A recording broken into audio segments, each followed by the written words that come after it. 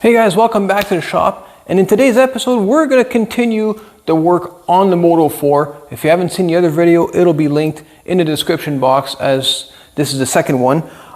So in that last video, to recap real quickly, we replaced the throttle cable, we put in a new ignition system, cleaned the carburetor, and we got it running, so we know it's worth spending some time and a little bit more money.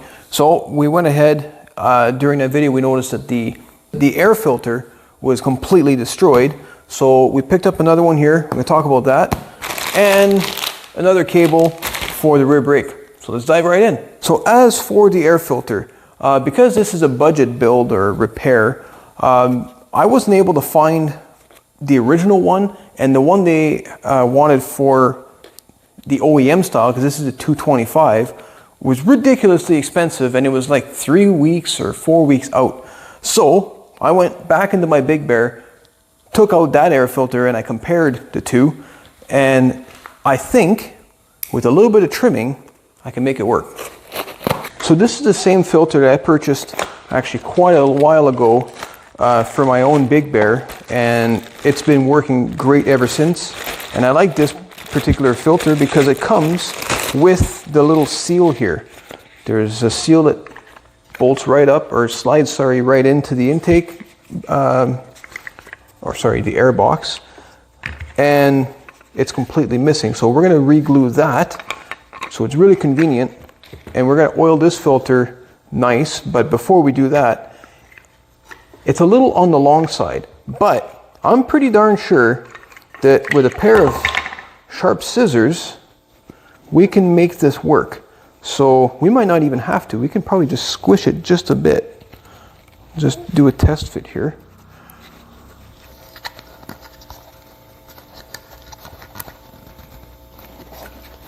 All right, so that's all the way on, guys. And you know what? It stops about here, but if we put the cap on, just like that, that will fit perfectly. So you know what? I'm going to say this is a good fit. I'm going to oil it. I'm going to put it back on again, and then we're going to call it good. Put it back in the bike. But before we do that, again, we have to glue this. So let's clean that up. I don't even know what that is exactly, but we're going to make sure that this sticks real nice. And I'm just going to use a razor blade here to simply remove whatever this gunk is. Oh yeah, it falls right inside. And while I'm doing this, guys, I wanted to mention too that if there's any parts or anything specialty like tools or something that I talk about, check the description box, because I will do the best I can to put all of that in there. Especially this filter, for example, including that brake cable. A little bit of brakes cleaner here. So you can clean that up. Oh yeah.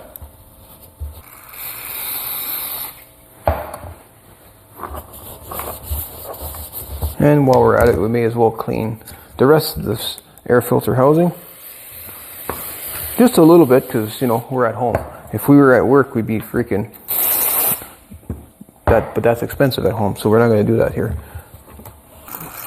Clean up the new seal really nicely as well, because the next thing I want to do is go get my crazy glue. So I don't know if crazy glue is really, like, I know it's a brand that maybe I'm gonna get copyrighted for saying that or using it. This is just like instant glue. You put it on and it sticks right away. It worked really well for the Big Bear, so let's hope that works well for the Moto 4. And I should recommend gloves with this stuff, guys, because if you put your fingers in here and you stick your fingers, yeah, they will stick together. So maybe if you're not used to this stuff, put on some gloves. Okay, so we're going to put some weight on that, let it glue and stick nicely. While that's doing that, we're going to oil that filter. This is just foam filter oil. What I like to do, they sell it in spray method, which is probably the easiest.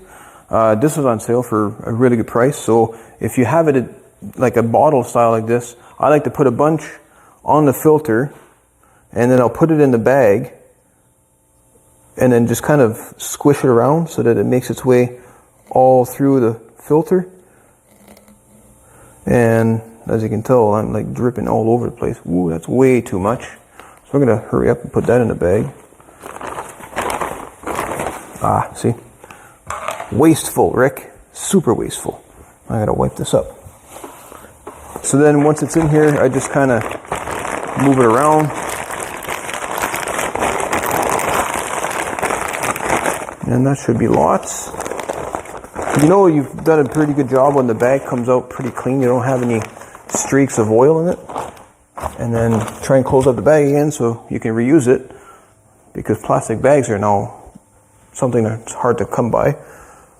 And one thing you should also note, guys, is you don't want to twist or tear or do anything rash to these filters, because they're going to save your engine. And when you do clean them, don't use gasoline or anything harsh. I just use soapy water and I let it dry naturally.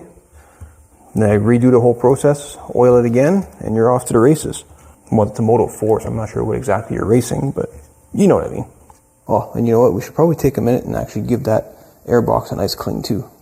It's not too bad in here. If you guys remember the first Moto 4 I did with Gabby, I should say, this airbox was full of gas. So I'm guessing that the carburetor had an issue and it just filled the airbox completely, and that made quite the mess.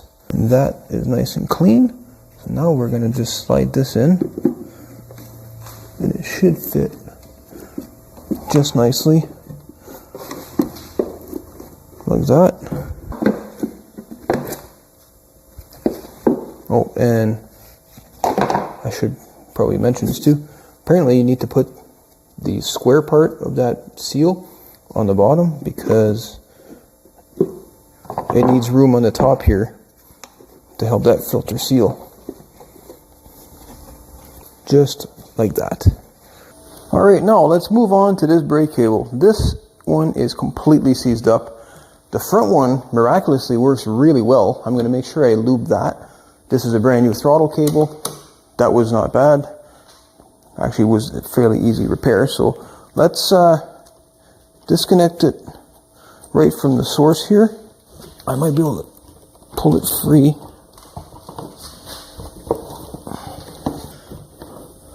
Will it let me? I guess it doesn't matter at this point if I break it, but as long as I don't break the handle. Maybe one more for good luck here. Oh, something moved. Oh, it's so close. Can I do one more turn? Oh yeah, that one turn is what it needed. I can hopefully... come on now. Oh. Aha! I win. I win. I'm always battling equipment for some reason. It's got no, it's got no feelings or anything, but sometimes I think that they're out to get me. Anyways, let's carry on. This one is going to go down straight down here. Oh, can I see it? Oh yeah, it goes underneath the fuel tank. Where does that? Oh, right here. Can I loosen up the fuel tank so I can see where it's attached? Oh yeah, if I do that, I have to remove this. In order to remove that, I need to remove... Oh, you know what? This might be a good time. I had one of you guys as subscribers or commenters ask me how, in the last one, how did I remove this plate without breaking the speedometer cable? Well, let me see if I can duplicate that. So inside the speedometer little dial here, because all this does is it resets your odometer. Inside that little knob, there will be a screw, and it's one of these precision screwdrivers. I don't know if it's a 0 or a 1 or whatever this is size, but this is the one that you need. It's a Phillips. So inside here there is a screw. However, in so far both or many attempts I've tried, it's there. You can see, because I will be able to, turn the mileage counter back.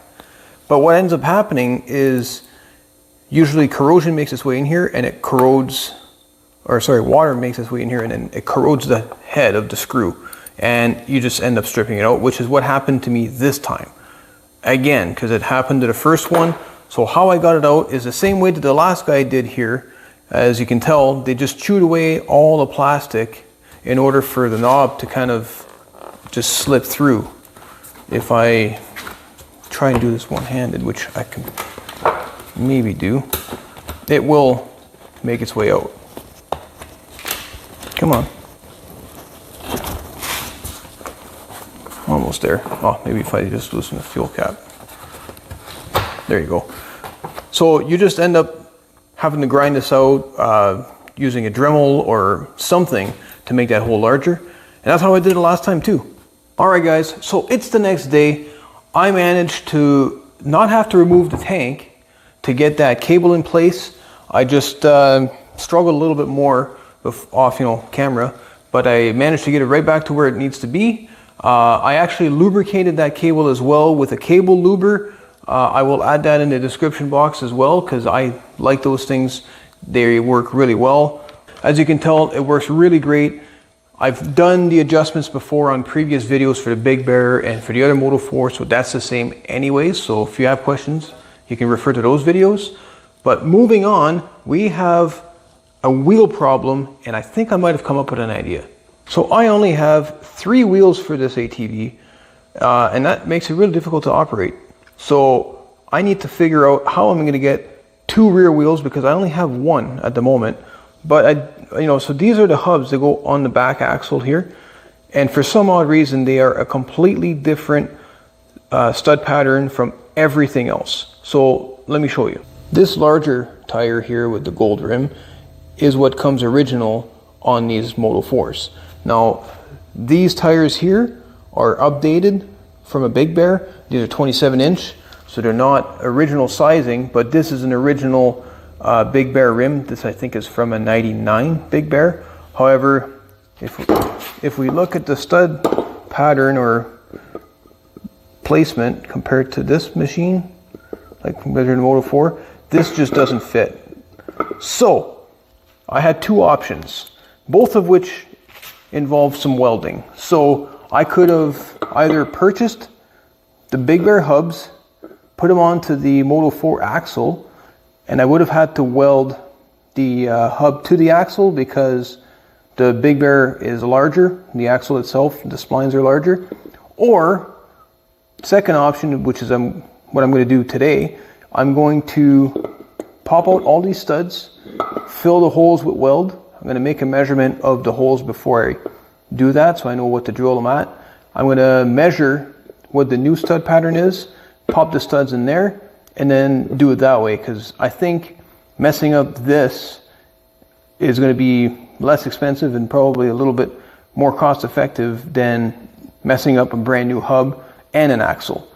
So anyways, let's try do that. Hopefully it works. All right, so in order to press these out, I'm just going to use a socket in my vise, go all the way around, do all 4, weld it up, grind it flat, all that stuff. But we're going to do that all in high speed to try and save some time and make the video a little bit shorter.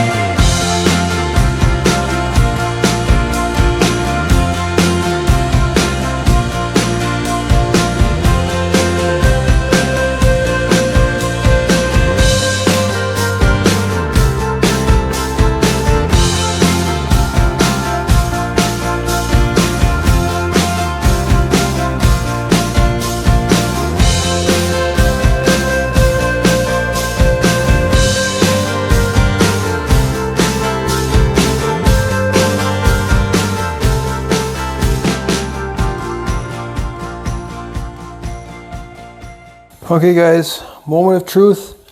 Here it is. This is about an hour and a little bit of work.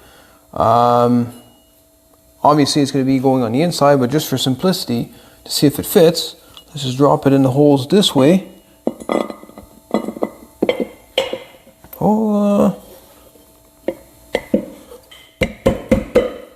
She's a little tight, but she fits. So once we snug that up, once we snug that up, it's not going to move. It looks pretty close to center. I mean, as close as I can get it. So now, I still have to drill and install the studs on the other one, but I wanted to see, before I went too far, if it was worth it. And it looks to be good. Let's install these tires and see how it looks. Okay, so we're going to take the little cap off, take our nut and washer off, and I like to put a little bit of seize of the never on the splines, not necessarily on the threads, but this will help it if in the event I need to remove this to access the brake drum or anything else in the future. So seize of the never is always a good thing. Put on our new to us modified, oh, I just stepped on the can, modified spline hub here. I'm going to use the low noise knockometer, a little bit of a taparoo here. Then we reinstall the washer, put the nut on. We're going to tighten it good and tight.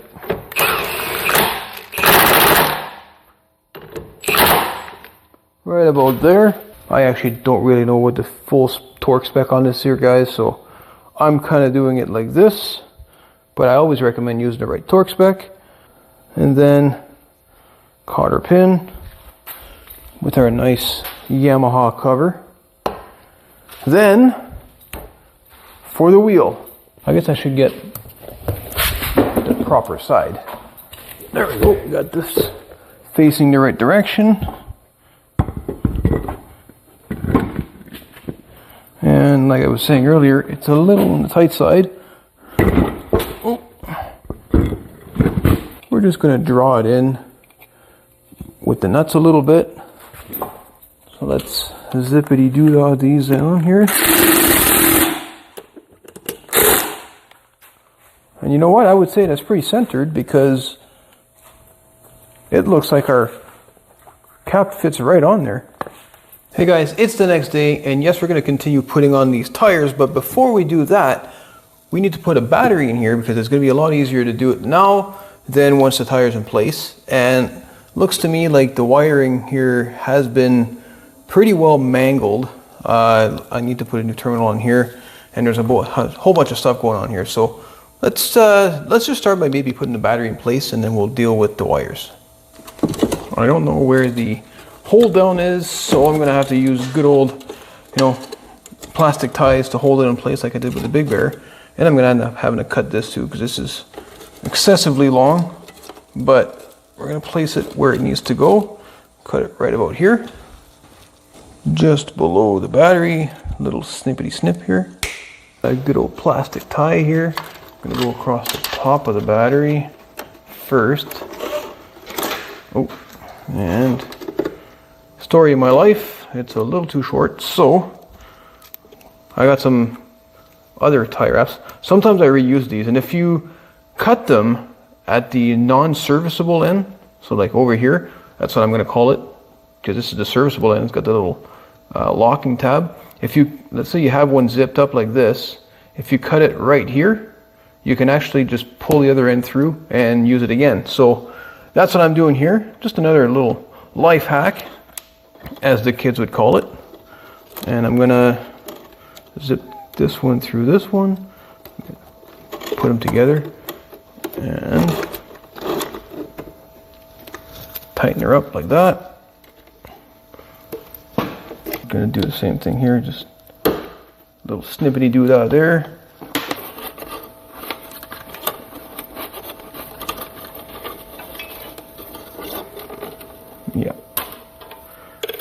little bit more. And a snip. One more little tweak. Snip. With my homemade flush cutters that I made in the previous video. And that's not going anywhere. And you got to do that, right? You always have to check. You got to go to a little boing.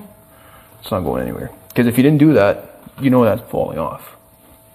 Now, with any luck, I'll be able to hold this with a set of pliers and break that nut free, or sorry, bolt from the nut, and save that factory terminal, which would be super cool. However, hardware is all rounded off, so let me get some more pliers.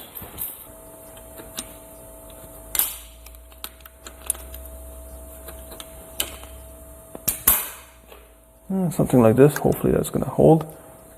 Oh yeah, I think I've got it to turn. It's hard to find good locking pliers. The old school ones like these are like really, really old, and they're holding on really well. Maybe if I just alternate these around. These are knockoffs, I would call them. They're not exactly made by the same brand, which I believe are made by Irwin. Yeah. They're really good locking pliers. The new stuff, I don't know what it is. Quality of materials, just not the same. Oh yeah, there you go. That one's gone. Awesome. Okay, that's garbage. So that one's going to go nicely right here. But this one doesn't have a terminal at all. So let's go put one of those on. And I also need to deal with this stuff. I don't even know what this is all about. So it looks like it's tapped into the tail light for something. But I don't know if I like that. I mean, there's a lot up there too. So let's just trim this up here.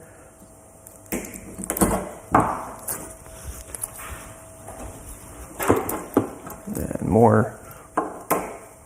These ones I'm not going to save because they're just completely plastic and dried out plastic. There's more here.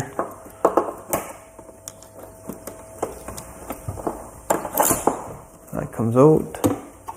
So where is this contraption of wires, spaghetti, with morettes? I mean, really? Huh.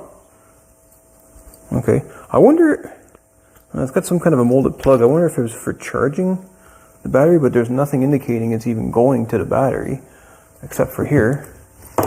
So, oh, like cobwebs. Okay. Yeah, I think it goes right inside here. Interesting.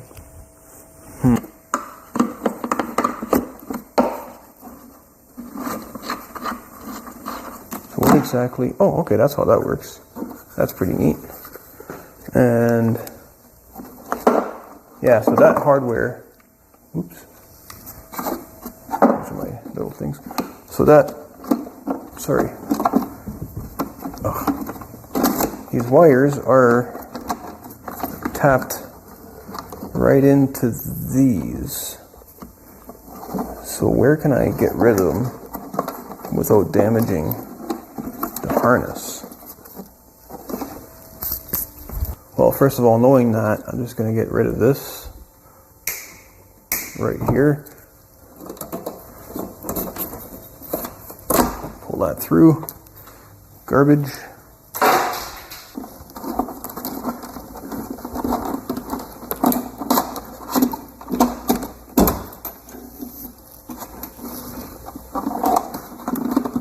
You know what? I'm just going to cut that right there.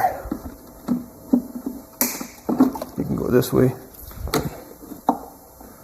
Oh, really? Okay. Oh. Well, that's not so bad. I thought that was going to be like spliced in. I was going to have to do some work, but check it out. If I just put this back in place where it's supposed to go so it doesn't fall. Actually, yeah, see, look at this. It was just bare and pushed into Come on, guys. Who did this? That's not how you do wiring. Comme cela. And we got these. Click.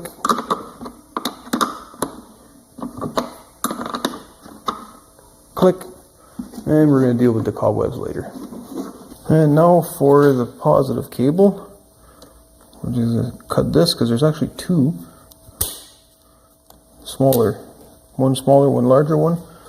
They were both together. We're going to try and maintain that. However, I might have to separate them up. So I'm just going to start with the big guy here. Remove the insulation off that guy. And same with this little guy. And I'm thinking if I go with the yellow one here, that's not going to be enough to, I won't be able to put both. So I'm going to end up having to put two and then just stack them together, which I'm okay with. Boy, am I happy I did that, because there's no way I was getting more wire in there. It's like just enough. Give it a nice crimp.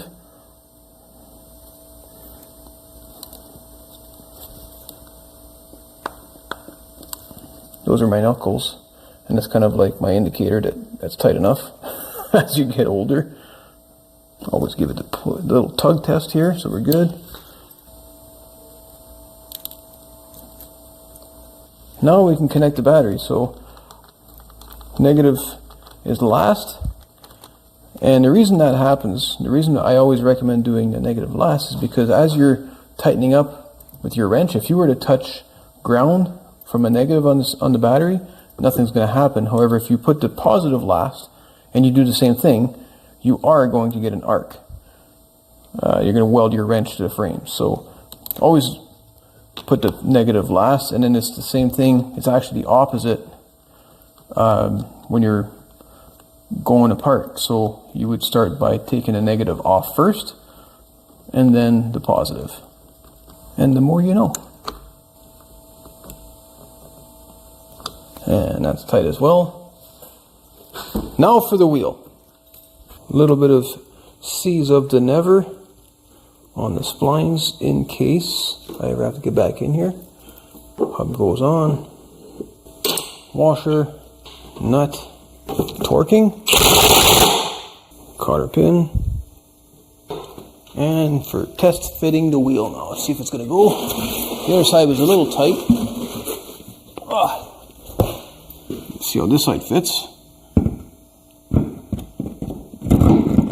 Oh, like a glove. And torquing.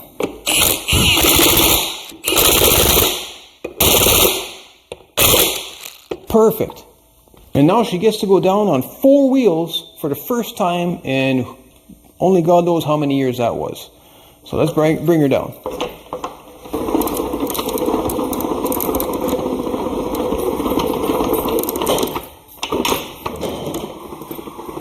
Alright, now let's see if we got any power with the battery connected.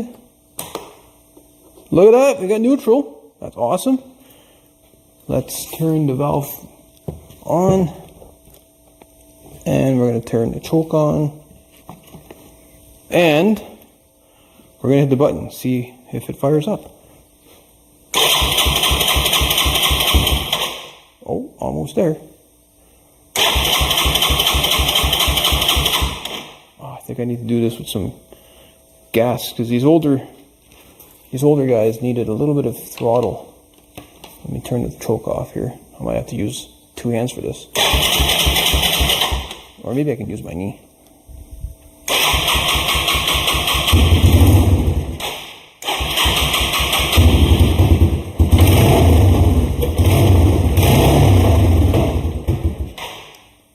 Alright, so she fires up, but it's definitely a 2-hander. I know what the problem is. I got to go to reserve, because if I don't go to reserve, I don't quite have enough gas in here. So I'll bet you she runs now. Alright, so we gave it a moment, let the gas make its way into the carburetor and fill up the bowl. Let's see what it does now.